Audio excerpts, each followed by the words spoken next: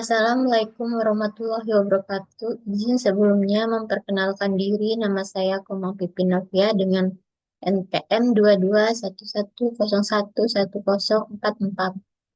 Nah, di sini saya akan menjelaskan materi bab 4 yaitu tentang lingkungan eksternal yang diampu oleh dosen mata kuliah desain organisasi kelas B yaitu dengan Prof. Dr. Ayi Ahadiat SE MBA.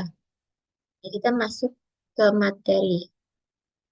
Yang pertama yaitu the organization environment, yaitu lingkungan organisasi meliputi semua elemen eksternal yang berpotensi memengaruhi organisasi.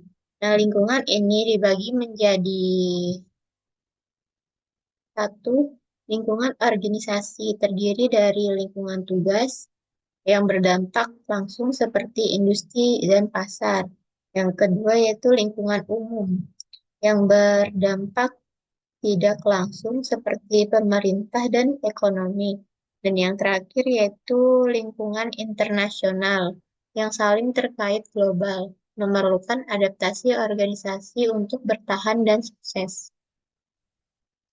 Selanjutnya yaitu the changing environment, yaitu lingkungan organisasi mempengaruhi kebutuhan informasi dan sumber daya. Ketidakpastian lingkungan, terutama di lingkungan tugas, ditentukan oleh kompleksitas atau jumlah dan perbedaan elemen eksternal dan stabilitas tingkat perubahan elemen. Nah, lingkungan sederhana dan stabil memiliki ketidakpastian rendah, sementara lingkungan kompleks dan tidak stabil memiliki ketidakpastian yang tinggi. Nah, organisasi ini harus mampu mengelola ketidakpastian ini untuk efektivitas.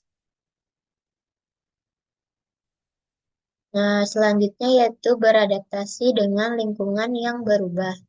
Organisasi beradaptasi terhadap kompleksitas dan ketidakpastian lingkungan dengan menambah posisi dan departemen, membangun hubungan langsung dengan pelanggan dan pemasok, melakukan diferensiasi dan integrasi antar departemen. Nah, mengadopsi struktur manajemen organik serta menerapkan perencanaan dan peramalan yang efektif untuk meningkatkan responsivitas.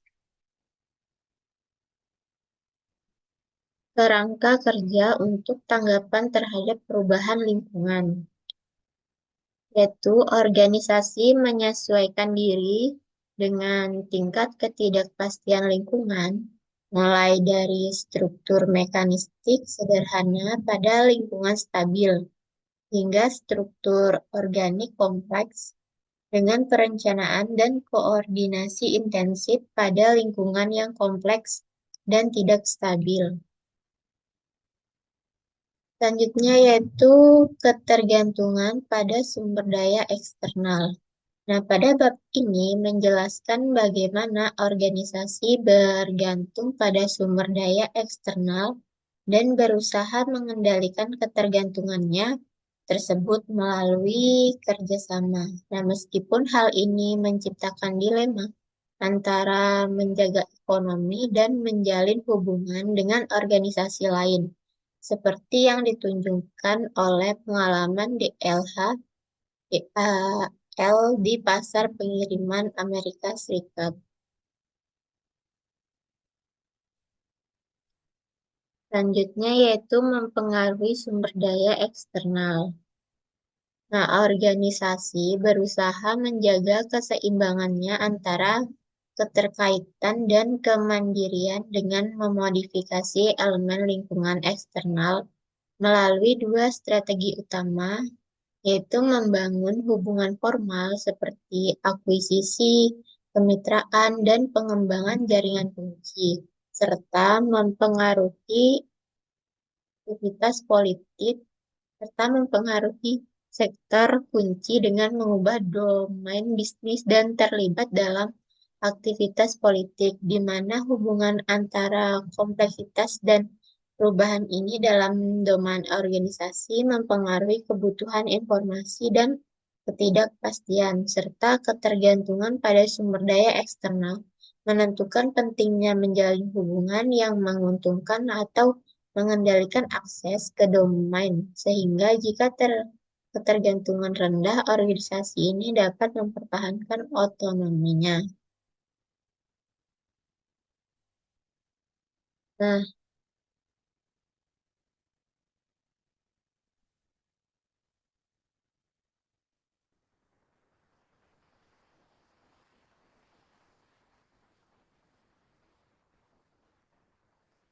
selanjutnya yaitu kesimpulan dari materinya.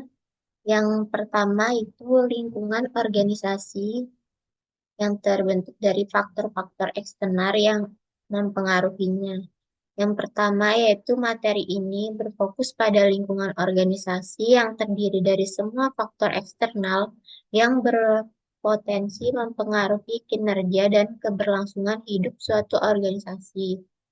Nah, yang kedua yaitu lingkungan organisasi ini dibagi menjadi tiga jenis. Nah, yang pertama itu lingkungan tugas, lingkungan umum, dan yang terakhir lingkungan internasional. Dan yang ketiga itu lingkungan tugas meliputi faktor-faktor yang berdampak langsung pada organisasi, seperti industri dan pasar. Selanjutnya, lingkungan umum meliputi faktor-faktor yang berdampak tidak langsung, seperti pemerintahan ekonomi, teknologi, dan sosial budaya. Selanjutnya, lingkungan internasional ini mencakup faktor-faktor yang berasal dari negara lain, seperti persaingan global, perubahan ekonomi global, dan peraturan internasional. Yang kedua, yaitu ketidakpastian lingkungan yang meliputi kompleksitas dan stabilitas, yaitu terbagi menjadi 5. Yang pertama, lingkungan organisasi mempengaruhi kebutuhan informasi dan sumber daya. Dan yang kedua, ketidakpastian lingkungan, terutama di lingkungan tugas, ditentukan oleh kompleksitas dan stabilitas elemen eksternal. Dan yang ketiga, kompleksitas mengacu pada jumlah dan perbedaan elemen eksternal, sementara stabilitas ini menunjukkan tingkat perubahan elemen tersebut. Dan yang keempat itu lingkungan sederhana dan stabil memiliki ketidakpastian yang rendah. Ya, sementara lingkungan kompleks dan tidak stabil memiliki ketidakpastian yang tinggi. Dan yang terakhir itu adalah organisasi harus mampu mengelola ketidakpastian ini untuk tetap efektif.